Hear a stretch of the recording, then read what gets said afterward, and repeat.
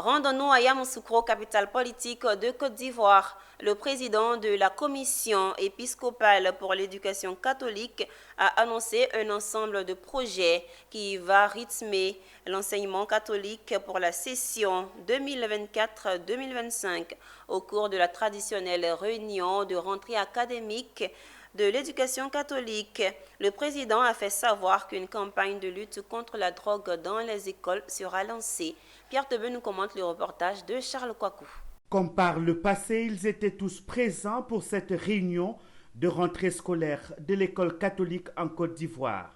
Le président de la commission épiscopale pour l'éducation catholique, Monseigneur Jacques Aïwa, a annoncé un ensemble de projets qui rythmeront la vie de l'enseignement catholique pour la session 2024-2025, au nombre desquels l'organisation d'un salon de l'éducation catholique, d'un séminaire pour les communicateurs, la réédition du magazine de l'éducation catholique et le lancement des émissions de Web TV. Monseigneur Jacques Aïwa fait savoir qu'une campagne de lutte contre la drogue dans les écoles sera lancée, ainsi que la deuxième édition du pèlerinage national à Yamoussoukro. La lutte contre la drogue, c'est une activité, c'est un projet de la conférence des évêques que l'éducation catholique va mettre en œuvre, de créer une éducation de qualité, vraiment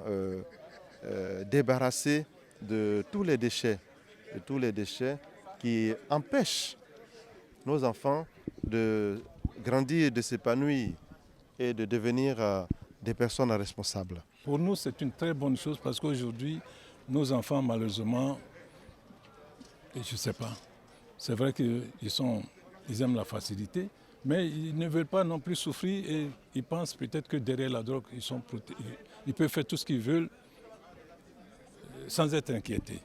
Et ça détruit nos enfants, mais si aujourd'hui tout le monde prend conscience de la chose et que tout le monde se décide à lutter comme une seule personne contre la chose, je pense que cette fois, ça peut porter des fruits. Des diplômes d'excellence ont été remis aux diocèses ayant obtenu les meilleurs résultats scolaires.